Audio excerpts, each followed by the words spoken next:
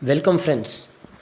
Today we are going to discuss an important basic structure of constitution, namely the concept of socialism as a basic structure of Indian constitution, how it has evolved, what is its implication in the post WTO era, what is its constitutional status, how it has been implemented prior to the WTO as well as after the WTO, what is the judicial interpretation, what is the political approach of various governments at the center and the state, and whether socialism as a basic structure of Indian constitution holds good today as it was prevailing once upon a time. So these are the issues which we will be reflecting in this edition today. Let us go back to the history. The movements in 1920s and 1930s have helped to build a strong foundation to lay down a socialistic fabric in this country. Please remember the Karachi resolution called for the fundamental rights, and both Nehru, Gandhiji are socialist in a way, in their own way. In fact, Gandhianism has a greater relationship with Marxism. At the same time, it maintains its own uniqueness. So that's why people used to call Gandhi as a Marxist as well as an anti-Marxist. We will discuss it little deeper, all these concepts, slightly later.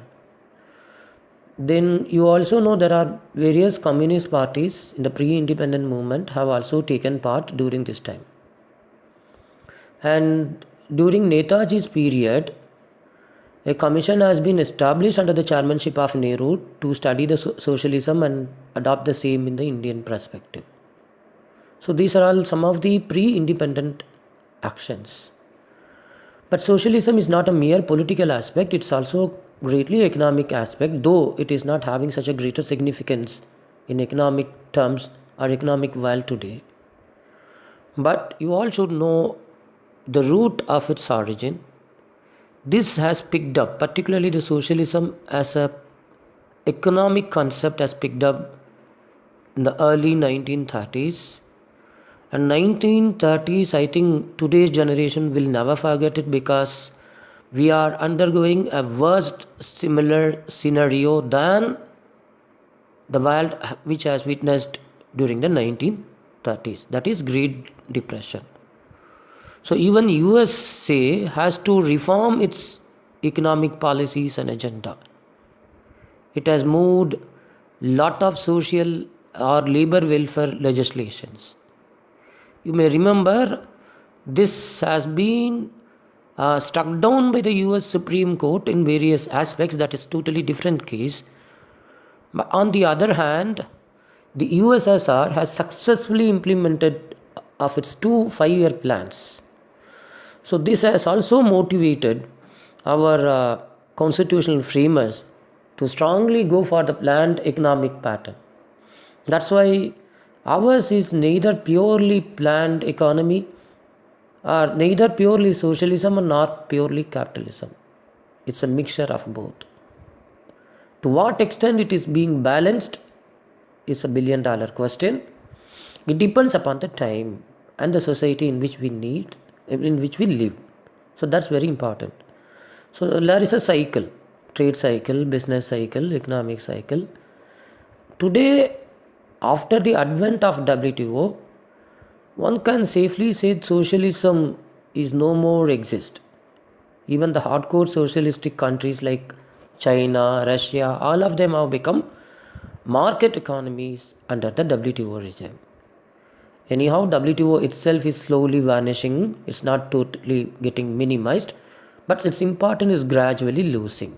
That factor, we cannot predict it. It doesn't mean that we are reviving back socialism, but people may go for certain planned structures or goals. Like we have several goals like Millennium Development Goals, Sustainable Development Goals, all these things. And the corona pandemic also requires lot of state intervention today. Every economy requires lot of political intervention, state intervention, regulatory structures need to be put, and we need to avoid protectionism. All these things are also taking place. Coming back to the constitution, socialism, though it has been specifically added by the 42nd Amendment in the preamble, doesn't mean that we do not have socialism much prior to that. The tenets of socialism, one can easily see that in the one can easily realize that it has been deeply embedded and rooted in the directive principles of state policy.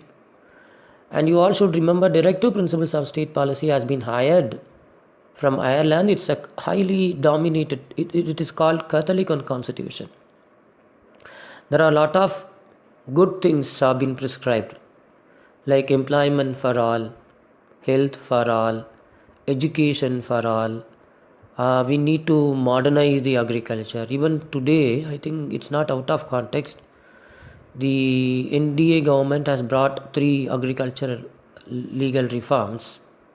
One can easily or safely say that it is in compliance of Article 48. So to that extent, DPSP touches each and every walks of life. Labor reforms also come up now. So everything from 37 to 51, including international relationship, everything comes under the gamut of directive principles of state policy. Thanks to the Honorable Supreme Court of India, it has read many as directive principles into fundamental rights. And few of them have been successfully converted into concrete, tangible fundamental rights from directive principles. The best example is the right to education. Previously, it is a mere directive principle concept under Article 45. Now it has been well recognized fundamental right with the amendment of the Constitution under Article 21A, with the help of the Supreme Court, of course. The case varies from Unni Krishnan to it goes up to Ramesh Thapar versus Union of India. A lot of landmark cases have helped in that regard. One can never deny the contribution made by the Supreme Court in that regard. However, that is not the point of our discussion for the time being. So socialism, let us come back to DPSP very quickly.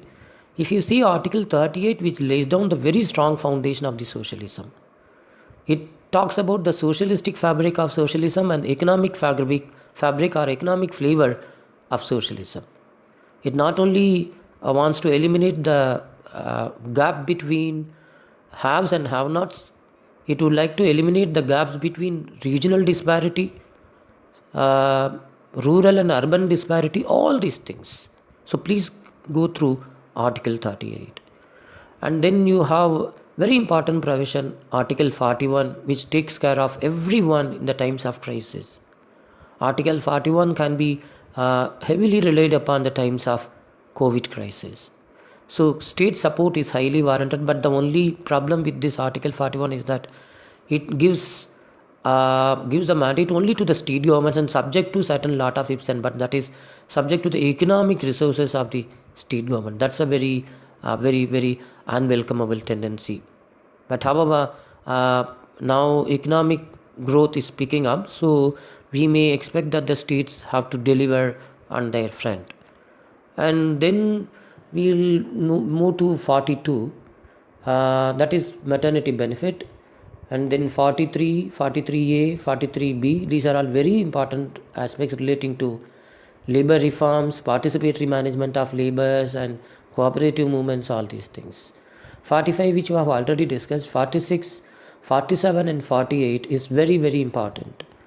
46 talks about the economically weaker section, and then 47 right to health, nutrition, all these things. 48 agriculture, all these things. So please go through all these things. This gives a greater important role to the state to play in shaping the economic life of the people, particularly in improving the entire standard of life, standard of living. This has been, the very wordings have been given in under Article 47. What else we can expect? Such a nicely worded constitution ours is. So it strongly recommends socialism, and people call this, it's a Gandhian socialism. It's not Marxist socialism. This has been attested by the Honorable Supreme Court of India in Naraka versus Union of India, 1979.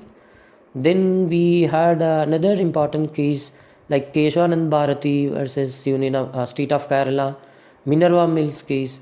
In all these cases, the Supreme Court has pointed out, in fact, it has given a ruling that socialism is a basic structure of Indian Constitution. But post WTO, what happened in post WTO?